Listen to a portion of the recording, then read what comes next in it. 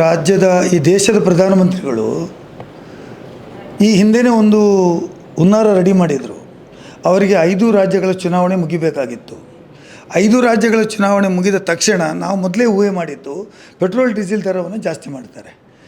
ವಿಶ್ವಗುರು ಆದವರಿಗೆ ಈ ದೇಶದ ಜನರ ಸಂಕಷ್ಟಗಳನ್ನು ಪರಿಹರಿಸಲಿಕ್ಕೆ ಸಾಧ್ಯ ಆಗಲಿಲ್ಲ.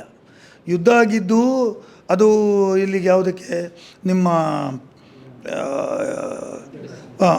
ಅಲ್ಲಿ ಯುದ್ಧ ಆಗಿರ್ತಕ್ಕಂಥದ್ದು ಏನು ಅಮೇರಿಕಾಗೂ ನಮಗೂ ಯುದ್ಧ ಆಗಲಿಲ್ಲ ಅಥವಾ ಬೇರೆ ರಾಜ್ಯಗಳಿಗೆ ಆಗಲಿಲ್ಲ. ಪ್ಯಾಲೆಸ್ತೀನಿಗೆ ಆಗಿದ್ದು ಮತ್ತು ಇರಾನಿಗೆ ಆಗಿದ್ದ ಯುದ್ಧ ಸಂದರ್ಭ. ಆದರೆ ನಮ್ಮ ದೇಶಕ್ಕೆ ಏನು ಸಂಬಂಧ ಆಯಿತು? ನಮ್ಮ ದೇಶದ ಜನರಿಗೆ ಯುದ್ಧ ಪ್ರಾರಂಭವಾದ ಮರುದಿವಸನೇ ಇವರು LPG ದರವನ್ನು ಜಾಸ್ತಿ ಮಾಡಿದರು, ಪೆಟ್ರೋಲ್ ದರವನ್ನು ಜಾಸ್ತಿ ಮಾಡಿದರು, ಸಪ್ಲೈ ಕಡಿಮೆ ಆಯಿತು. ಕಾರಣ ನಮ್ಮಲ್ಲಿ ವಿದೇಶಾಂಗ ನೀತಿಯ ಫೇಲ್ಯೂರ್ ಇದೆ. ಈ ದೇಶದ ಪ್ರಧಾನಮಂತ್ರಿಗಳು ಇವತ್ತು ಅಬುದಾಬಿಗೆ ಹೋಗಿದ್ದಾರಲ್ಲ, ಇದನ್ನು ಮೊದಲೇ ಮಾಡಬೇಕಾಗಿತ್ತು. ನಮಗೆ ಯಾವ ದೇಶದಿಂದ ತೈಲವನ್ನು ಖರೀದಿ ಮಾಡಬೇಕು ಅಂತೇಳುವುದು ಕನಿಷ್ಠ ಜ್ಞಾನ ಆದರೂ ಕೇಂದ್ರ ಸರ್ಕಾರಕ್ಕೆ ಇರಬೇಕಾಗಿತ್ತು. ಅಮೇರಿಕದವರ ಜೊತೆಯಲ್ಲಿ ನಾವು ಸರೆಂಡರ್ ಆಗಿ ಟ್ರಂಪಿನ ಕೈಕಾಲು ಹಿಡಿದು ಇವತ್ತು ನಾವು ಪೆಟ್ರೋಲ್ ಎಲ್ಲಿ ಖರೀದಿ ಮಾಡಬೇಕು, ಡೀಸೆಲ್ ಎಲ್ಲಿ ಖರೀದಿ ಮಾಡಬೇಕು, LPG ಎಲ್ಲಿ ಖರೀದಿ ಮಾಡಬೇಕು, ಊಟಕ್ಕೆ ಅಕ್ಕಿಯಲ್ಲಿ ಖರೀದಿ ಮಾಡಬೇಕು, ನಮಗೆ ಬೇಕಾದ ಸಾಮಾನುಗಳನ್ನು ಎಲ್ಲಿ ಖರೀದಿ ಮಾಡಬೇಕು ಅಂತ ಅಮೇರಿಕದವರು ನಮಗೆ ಡಿಕ್ಟೇಟ್ ಮಾಡೋದಾಗಿದ್ದರೆ ನಮ್ಮ ದೇಶದ ಫಾರಿನ್ ಪಾಲಿಸಿ ಏನು, ವಿದೇಶಾಂಗ ನೀತಿ ಏನು? ಇದು ನಾನು ಹೇಳ್ತೀನಿ, ಈ ಪರಿಸ್ಥಿತಿ ಬರಲಿಕ್ಕೆ ನಮ್ಮ ದೇಶದ ವಿದೇಶಾಂಗ ನೀತಿಯ ಫೇಲ್ಯೂರೇ ಇದಕ್ಕೆ ಕಾರಣ. ವಿದೇಶಾಂಗ ನೀತಿಯನ್ನು ನಾವು ಈ ಹಿಂದೆ ದೇಶದ ಪ್ರಧಾನಮಂತ್ರಿಗಳು ಯಾವ ರೀತಿ ನಿರ್ಲಿಪ್ತ ನೀತಿಯನ್ನು ಅನುಸರಿಸ್ತಾ ಇದ್ದರು, ಆದಿಸಿದರೆ ಇದು ಕೆಲಸ ಆಗ್ತಿರಲಿಲ್ಲ.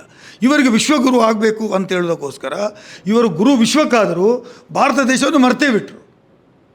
ಈ ಹ್ಯಾಸ್ ಫರ್ಗಾಟನ್ ಇಂಡಿಯಾ. ಅವರು ಭಾರತದಿಂದ ವಿಶ್ವಗುರು ಸ್ಥಾನಕ್ಕೆ ಹೋಗಲಿಕ್ಕೆ ಪ್ರಯತ್ನ ಮಾಡ್ತಿದ್ದಾರೆ ಅಂತ ಕನಿಷ್ಠ ಜ್ಞಾನ ಆದರೂ ದೇಶದ ಪ್ರಧಾನಮಂತ್ರಿಗೆ ಇರಬೇಕಾಗಿತ್ತು. ಅದು ಇಲ್ಲದೆ ಇವತ್ತು ನಮ್ಮನ್ನು ಸಂಕಷ್ಟಕ್ಕೆ ಈಡು ಮಾಡಿದ್ದಾರೆ. ದಿವಸ ಜಾಸ್ತಿ ಆಗ್ತಾಯಿದೆ. ಉದಾಹರಣೆಗೆ ಹೇಳಬೇಕಿದ್ರೆ ಮಂಗಳೂರು ನಗರದಲ್ಲಿ LPG ದರ 45 ರೂಪಾಯಿ ಪರ್ ಲೀಟರಿಗೆ ಜಾಸ್ತಿ ಆಗಿದೆ. 8,000 ರಿಕ್ಷಾದಲ್ಲಿ 4,000 ರಿಕ್ಷಾದವರು LPG ಹಾಕಿ ಓಡಿಸ್ತಾರೆ. ದಿವಸಕ್ಕೆ 5 ಲೀಟರ್ LPG ಹಾಕ್ತಾರೆ. 40 ರೂಪಾಯಿಂದ 5 ಲೀಟರ್ಗೆ ಎಷ್ಟಾಯಿತು? 200 ರೂಪಾಯಿ ಆಯಿತು. ದಿವಸಕ್ಕೆ 200 ರೂಪಾಯಿ LPGಯಿಂದ ಓಡಿಸುವಂಥ ರಿಕ್ಷಾ ಚಾಲಕರು ನಷ್ಟ ಅನುಭವಿಸ್ತಾ ಇದ್ದಾರೆ. ಅವರ ರೇಟ್ ಜಾಸ್ತಿ ಆಗಲಿಲ್ಲ. ಸಾಮಾನ್ಯ ಜನರಿಗೆ ಇವತ್ತು ತಿಂಡಿ ತಿನಿಸುಗಳಿಗೆ ರೇಟ್ ಜಾಸ್ತಿ ಆಗಿದೆ, ಚಹಾ ಕಾಫಿ ರೇಟ್ ಜಾಸ್ತಿ ಆಗಿದೆ. ಕೆಲವು ಹೋಟೆಲ್ಗಳಲ್ಲಿ ಗ್ಯಾಸು ದರ ಅಂತಲೇ ಬರೀತಾರೆ.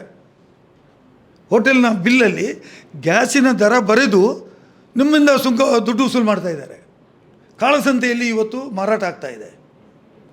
ಅನೇಕ ಪೆಟ್ರೋಲ್ ಬಂಕ್ಗಳಲ್ಲಿ ಇವತ್ತು ಸ್ಟಾಕ್ ಇಲ್ಲ. ಪೆಟ್ರೋಲ್, ಡೀಸೆಲ್, LPG ಗ್ಯಾಸ್ಗಳು ಸಿಗ್ತಾ ಇಲ್ಲ. ಏಕಾಏಕಿ 997 ರೂಪಾಯಿಯನ್ನು ಗ್ಯಾಸ್ ಸಿಲಿಂಡರಿಗೆ, ಕಮರ್ಷಿಯಲ್ಗೆ ನೀವು ಜಾಸ್ತಿ ಮಾಡಿದರೆ ಜನರು ಯಾವ ರೀತಿಯಿಂದ ಬದುಕೋದು? ಹೋಟೆಲ್ ಮಾಲಕರು ಹೇಗೆ ಬದುಕೋದು? ಅವರು ಹೋಟೆಲ್ ಮಾಲಿನಲ್ಲಿ ಕೆಲಸ ಮಾಡುವಂಥ ಕಾರ್ಮಿಕರಿಗೆ ಸಂಬಳ ಹೇಗೆ ಕೊಡೋದು? ಅಂದರೆ ಒಟ್ಟಾರೆ ಹೇಳಬೇಕಿದ್ರೆ ದೇಶದ ಪ್ರಧಾನಮಂತ್ರಿ ಅವರು 2014ರಲ್ಲಿ ಹೇಳಿದರು ಅಧಿಕಾರಕ್ಕೆ ಬಂದಾಗ ಅಚ್ಚೇ ದಿನ ಬರ್ತದೆ ಅಂತ. ಈಗ ಅಚ್ಚೇ ದಿನ ಬಂತು. ಅಚ್ಚೇ ದಿನ ಹೇಗೆ? ನೀವು ನಿಮ್ಮ ಕಾರನ್ನು ಮನೆಯಲ್ಲಿ ಇಟ್ಕೊಂಡು ನಡ್ಕೊಂಡು ಹೋಗಿ, ಅಷ್ಟು ಅಗತ್ಯ ಇದ್ದರೆ ರಿಕ್ಷಾದಲ್ಲಿ ಹೋಗಿ, ಕೈಕಾಲು ಗಟ್ಟಿ ಇದ್ದರೆ ಸೈಕಲಲ್ಲಿ ಹೋಗಿ. ಇವತ್ತು ನನಗೆ ಏನು ನಾಟಕ ಕಂಪನಿಗಳು ನೋಡಿ. BJPಯವರು ಸೋಮಣ್ಣನವರು ಎಸ್ಕಾಟನ್ನು ಬಿಟ್ಟು ಸಭೆಗೆ ಬಂದರು. ಅಯ್ಯೋ, ಯಾಕೆ ಹೋಗಬೇಕು ಸೋಮಣ್ಣನವರು ಎಸ್ಕಾಟ್ ಬಿಟ್ಟು? ಎಸ್ಕಾಟ್ ಕೊಡೋದು ನಿಮ್ಮ ಭದ್ರತೆಗೆ ಅದು ಶೋನಾ? ಅದು ಎಸ್ಕಾಟ್ ಕೊಡೋದು ನಿಮ್ಮ VIP ಇದ್ದೀರಿ, ನಿಮಗೇನೋ ತೊಂದರೆ ಆಗಬಾರ್ದು ಅಂತ ಕೊಡೋದು. ನನ್ನ ಎಸ್ಕಾಟ್ ನನಗೆ ಬೇಡ, ಇನ್ನು ಕೆಲವರು ನಾನು ಬಸ್ಸಲ್ಲಿ ಕೂತ್ಕೊಂಡು ಹೋಗ್ತಾ ಇದ್ದೀವಿ ಅಂತ BJP ನಾಯಕರುಗಳು ಹಾಕ್ಕೊಳ್ಳೋದು. ನಾನು 5 ಲೀಟರ್ ಪೆಟ್ರೋಲ್ ಉಳಿಸಿದೆ. ಹೌದು, ದೇಶಕ್ಕೋಸ್ಕರ ಉಳಿಸೋಣ, ಅದಕ್ಕೆ ನಂದು ಸಪೋರ್ಟ್ ಇದೆ. ಯಾವಾಗ ಈ ಪರಿಸ್ಥಿತಿ ಯಾಕೆ ಬಂತು? ಇದು ಅಚ್ಚೇ ದಿನ ಇನ್ನೊಂದು ಸೆಕೆಂಡ್ ರೀಲ. ಇದು 2014ನಲ್ಲಿ ಒಂದು ರೀಲ್ ಇತ್ತು, ಅಚ್ಚೇ ದಿನ ಆಯಗ.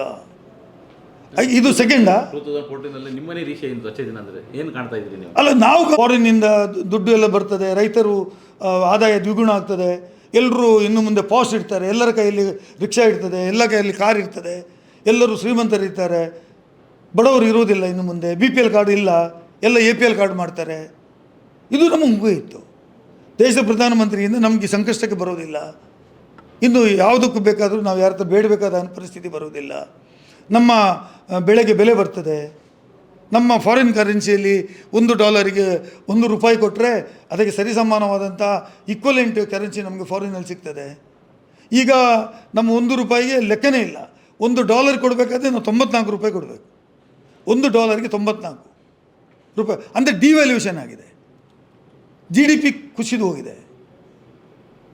ಈ ರೀತಿ ಒಂದು ದೇಶದ ಪರಿಸ್ಥಿತಿ ಇದ್ದರೂ ಕೂಡ ಈ ದೇಶದ ಪ್ರಧಾನಮಂತ್ರಿಗಳಿಗೆ ಮತ್ತು BJP ಪಕ್ಷದವರಿಗೆ ಇನ್ನೂ ಜ್ಞಾನೋದಯ ಆಗಲಿಲ್ಲಲ್ಲ ಅಂತ ಹೇಳೋದು ನನಗೆ ಬೇಸರ ತಂದಿದೆ. ₹3 ಪೆಟ್ರೋಲ್ ಡೀಸೆಲ್ಗೆ ಜಾಸ್ತಿ ಆದಾಗ ಇವತ್ತೇ ಹೇಳಿದ್ದಾರೆ, ಬಸ್ಸಿನಲ್ಲಿ ರೇಟ್ ಜಾಸ್ತಿ ಮಾಡ್ತೀವಿ, ಹೋಟೆಲ್ ತಿಂಡಿಗಳ ರೇಟ್ ಜಾಸ್ತಿ ಮಾಡ್ತೀವಿ ಅಂತ ಹೇಳಿದ್ದಾರೆ. ಇದಕ್ಕೆ ಕಡಿವಾಣ ಹಾಕುವವರು ಯಾರು? ಹಾಗಾಗಿ ನಾನು ವಿನಂತಿ ಮಾಡ್ತೇನೆ, ಕೇಂದ್ರ ಸರ್ಕಾರ ನೀವು ನಿಮ್ಮ ವೈಫಲ್ಯವನ್ನು ಬಡ ಜನರ ಮೇಲೆ ಹಾಕ್ತಾಯಿದ್ದೀರಿ, ಕಾರ್ಮಿಕರ ಮೇಲೆ ಹಾಕ್ತಾಯಿದ್ದೀರಿ, ಸಾಮಾನ್ಯ ಜನರ ಮೇಲೆ ಹಾಕ್ತಾಯಿದ್ದೀರಿ, ಸಾಮಾನ್ಯ ಜನರ ಹೊಟ್ಟೆಗೆ ಹೊಡಿತಾ ಇದ್ದೀರಿ. ಹಾಗಾಗಿ ನಿಮಗೆ ಈ ದೇಶದ ಜನರು ನಿಮ್ಮ ಈ ಕೃತ್ಯವನ್ನು ಸಹಿಸೋದಿಲ್ಲ. ಸುದ್ದಿ ಚಾನಲ್, ಕ್ಷಣ ಕ್ಷಣದ ಸುದ್ದಿಗಾಗಿ. 60 ವರ್ಷಗಳಿಂದ ಶಿಕ್ಷಣ ಕ್ಷೇತ್ರದಲ್ಲಿ ಅಪೂರ್ವ ಸಾಧನೆ ಮೆರೆಯುತ್ತಾ ಸದೃಢ ವಿದ್ಯಾರ್ಥಿ ಶಕ್ತಿಗಳಿಂದ ಸಮಾಜಕ್ಕೆ ನೀಡುತ್ತಿರುವ ಪುತ್ತೂರಿನ ಏಕೈಕ ವಿದ್ಯಾಸಂಸ್ಥೆ ವಿವೇಕಾನಂದ ಪದವಿ ಪೂರ್ವ ಕಾಲೇಜು. 98% ಅಧಿಕ ಅಂಕಗಳನ್ನು ಪಡೆದಿರುವ ವಿದ್ಯಾರ್ಥಿಗಳಿಗೆ ಉಚಿತ ಶಿಕ್ಷಣ, ರಾಷ್ಟ್ರ ಅಂತಾರಾಷ್ಟ್ರೀಯ ಮಟ್ಟದ ಸಾಧಕ ವಿದ್ಯಾರ್ಥಿಗಳಿಗೆ ಶುಲ್ಕದಲ್ಲಿ ರಿಯಾಯಿತಿ, ಅನುಭವಿ ಅಧ್ಯಾಪಕ ವೃಂದ, ವಿಶಾಲವಾದ ಪ್ರಯೋಗಾಲಯ, ಗ್ರಂಥಾಲಯ, ನೀಟ್, ಜೆಇಇ, ಸಿಇಟಿ ಹಾಗೂ ಸಿಎ ಫೌಂಡೇಶನ್ ಕೋರ್ಸ್ಗಳಿಗೆ ತರಬೇತಿ, IAS, IPS ನಂತಹ ಸ್ಪರ್ಧಾತ್ಮಕ ಪರೀಕ್ಷೆಗಳಿಗೆ ತರಬೇತಿ, ವಾಣಿಜ್ಯ ವಿಭಾಗದ ವಿದ್ಯಾರ್ಥಿಗಳಿಗಾಗಿ CSEET ಹಾಗೂ ಸರ್ಟಿಫಿಕೇಟ್ ಕೋರ್ಸ್ಗಳಿಗೆ ತರಬೇತಿ, ವಿಕಸನ ಟಿವಿ ಹಾಗೂ radio Panchajanya 90.8 FM, college bus ವ್ಯವಸ್ಥೆ, ಕ್ರೀಡೆಗೆ ಒತ್ತು ಕೊಟ್ಟು ವಿಶಾಲವಾದ ಕ್ರೀಡಾಂಗಣ, ವಿದ್ಯಾರ್ಥಿನಿಯರಿಗಾಗಿ ಕಾಲೇಜ್ ಕ್ಯಾಂಪಸ್ನಲ್ಲೇ ಪ್ರತ್ಯೇಕ ವಸತಿ ನಿಲಯಗಳು, ಅರ್ಹ ಬಡ ಪ್ರತಿಭಾವಂತ ವಿದ್ಯಾರ್ಥಿಗಳಿಗಾಗಿ ಹಲವು ವಿದ್ಯಾರ್ಥಿ ವೇತನಗಳು, ರಾಷ್ಟ್ರ ಅಂತಾರಾಷ್ಟ್ರೀಯ ಮಟ್ಟದಲ್ಲಿ ವಿದ್ಯಾರ್ಥಿಗಳ ಸತತ ಸಾಧನೆ. ನಮ್ಮಲ್ಲಿ ಲಭ್ಯವಿರುವ ಕೋರ್ಸ್ಗಳು: ವಿಜ್ಞಾನ ವಿಭಾಗ, PCMB, PCMC, PCMS, PCMA, ವಾಣಿಜ್ಯ ವಿಭಾಗ, SCBA, SCBA, ECBA, ಕಲಾ ವಿಭಾಗ, HEPS. ವಿವೇಕಾನಂದ ಪದವಿ ಪೂರ್ವ college, Nehru Nagar, Puttur. 80737 00468 81050 72386. Website www.vivekanandapuc.com.